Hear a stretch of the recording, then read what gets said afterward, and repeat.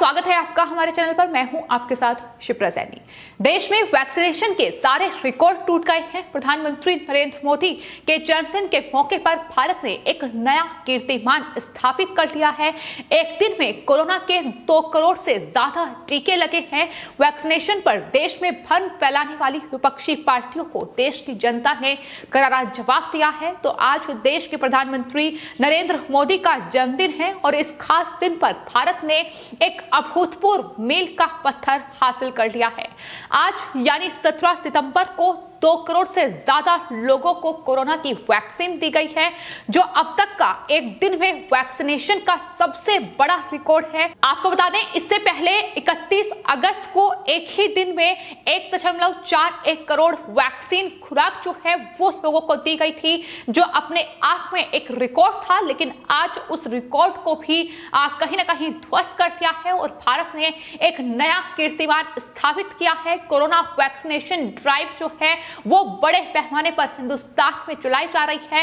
लगातार केंद्र सरकार की, प्रधानमंत्री नरेंद्र मोदी की कोशिश ये है कि देश के तमाम आम जनता तक ये कोरोना वैक्सीन की डोज पहुंचे ताकि इस कोरोना महामारी से निजात पाई जाए। और आज चूंकि देश के प्रधानमंत्री नरेंद्र मोदी का जन्मदिन है और इस मौके पर बीजेपी की तरफ से कोरोना के मेगा वैक्सीनेशन कार्यक्रम के तहत ये बड़े पैमाने पर टीकाकरण हुआ, जिसमें ये नया रिकॉर्ड जो है वो स्थापित हुआ है। 2 करोड़ से ज्यादा वैक्सीन लोगों को लग चुकी है और अभी भी ये जो अभियान है ये लगातार जारी है।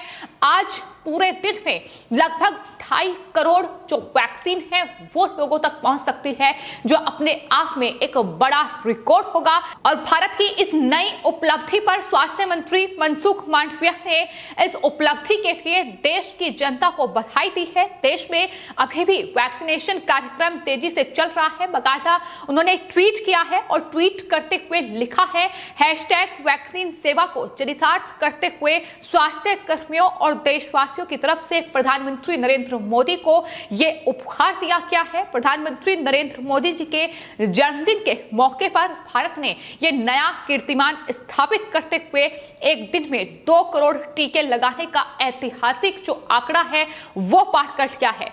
वेल डन इंडिया, ये उन्होंने लिखा है। जाहिर तौर पर यह अपने आप में भारत के लिए एक बड़ी उपलब्धि है, तो वहीं विपक्षी पार्टियों के लिए एक बड़ा झटका, क्योंकि जिस तरीके से कोरोना महामारी ने देश में पैर पसारे, जिस तरीके का नुकसान देश को हुआ, जिस तरीके से स्वास्थ्य सेवाओं पर कहीं ना कहीं बुरा असर इस महामारी ने डाला, लेकिन लोगों को इस महामारी से निजात दिलाने के लिए कोविड वैक्सीनेशन जो अभियान है उसमें तेजी लाने की कोशिश केंद्र सरकार की ओर से की गई। लेकिन वैक्सीनेशन को लेकर तमाम जो भ्रम थे वो विपक्षी पार्टियों की ओर से फैलाए गए, फिर चाहे वो कांग्रेस पार्टी हो या फिर समाजवादी पार्टी हो, जहां सबसे पहले कांग्रेस पार्टी की ओर से राहुल गांधी, प्रियंका गांधी वाड्रा जैसे नेताओं ने वैक्सीन पर सवाल उठाए, वैक्सीन के ट्रायल पर सवाल उठाए, तमाम बड़े आरोप उनकी तरफ से मढ़े गए। तो वहीं समाजवादी पार्टी के जो अध्यक्ष हैं, राष्ट्रीय अध्यक्ष अखिलेश यादव, उन्होंने इस वैक्सीन को बीजेपी की वैक्सीन करार दिया और वैक्सीन लगवाने से साफ इनकार कर दिया। लेकिन उसके बाद विपक्ष के कुछ नेताओं ने वैक्सीन लगवाई। हालांकि राहुल गांधी, सोनिया गांधी और प्रियंका गांधी वाड्रा ने अभी तक भी वैक्सीन नहीं लगवाई है। लेकिन जिस तरीके से भारत में आज ये वैक्सीनेशन ड्राइव चली है और 2 करोड़ से ज्यादा लोगों ने वैक्सीन लगवाई है, वो साफ तौर पर विपक्ष के मुंह पर एक करारा तमाचा है कि दरअसल जो विपक्ष देश की जनता को लगातार भ्रमित करने का काम कर रहा था, कहीं ना कहीं देश की जनता ने आज विपक्ष को एक करारा जवाब दिया है। प्रधानमंत्री नरेंद्र मोदी के जन्मदिन के मौके पर के मेगा वैक्सीनेशन का खास कार्यक्रम चलाया जाएगा, इसकी जानकारी बीजेपी की ओर से पहले ही दे दी गई थी।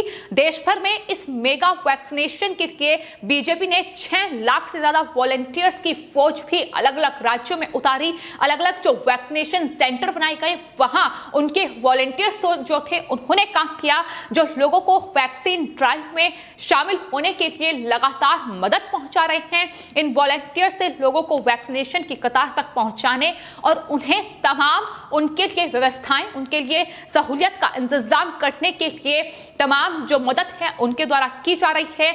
और यही वजह है कि इसे विश्व का सबसे बड़ा वॉलंटियर्स कार्यक्रम भी बताया जा रहा है। और रिपोर्ट के मुताबिक अभी तक 2 करोड़ से ज्यादा जो वैक्सीन है वो लोगों को लग चुकी है।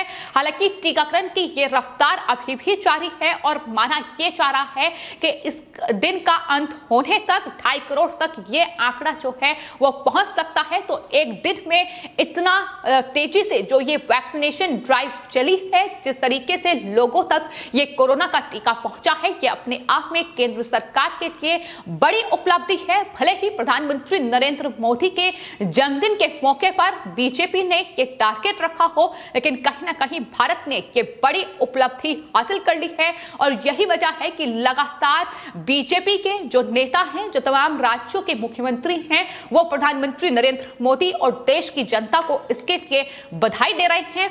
हालांकि ये कोई पहला मौका नहीं है जब प्रधानमंत्री नरेंद्र मोदी के जन्मदिन के मौके पर दरअसल किसी खास उद्देश्य से ये जो वैक्सीनेशन ड्राइव है ये चलाई गई हो, बल्कि इससे पहले भी 2014 से ही प्रधानमंत्री नरेंद्र मोदी के जन्मदिन को सेवा दिवस के रूप में बीजेपी ने मनाया है। हालांकि पहले 7 दिनों का कार्यक्रम होता था, 7 दिन तक पूरा एक सप्ताह यानी ये कार्यक्रम चलता था, जहां बीजेपी इसे सेवा दिवस के रूप में मनाती थी। लेकिन आपको बता दें इस बार ये समय बढ़ाकर 20 दिन तक कर दिया गया और 20 साल के उनके सार्वजनिक जीवन के मद्देनजर पार्टी ने आउटरीच प्रोग्राम को 20 दिनों तक बढ़ा दिया है, जिसमें आज चूंकि प्रधानमंत्री का जन्मदिन है और इस खास मौके पर ये मेगा वैक्सीनेशन ड्राइव जो है वो बीजेपी की ओर से चलाई गई। तमाम देश के अलग अलग राज्य, फिर चाहे वो बिहार हो, मध्य प्रदेश हो, उत्तर प्रदेश हो, वहां से तमाम तस्वीरें सामने आई हैं जहां लोग बढ़ चढ़कर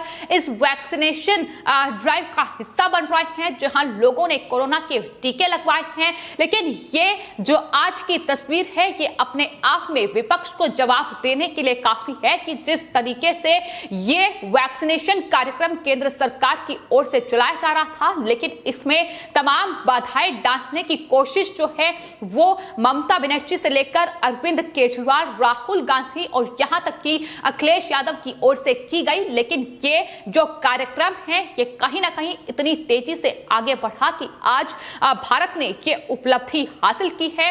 प्रधानमंत्री नरेंद्र मोदी के जन्मदिन के मौके पर देश के तमाम बड़े नेताओं और खासतौर पर बीजेपी के नेताओं ने प्रधानमंत्री को बधाई दी है। तो वहीं बीजेपी अध्यक्ष जेपी नड्डा ने पार्टी कार्यकर्ताओं को इस अभियान के तहत स्वास्थ्य और रक्तदान शिविर लगाने और गरीबों के बीच राशन बांटने का दिशा निर्देश भी आज जारी किया है, यानी गरीबों को राशन बांटे गए हैं। चूंकि सेवा दिवस के रूप में बीजेपी इस पूरे दिनों को मनाती है, तो ऐसे में ये जो राहत सामग्री है ये गरीबों तक पहुंचाई गई है।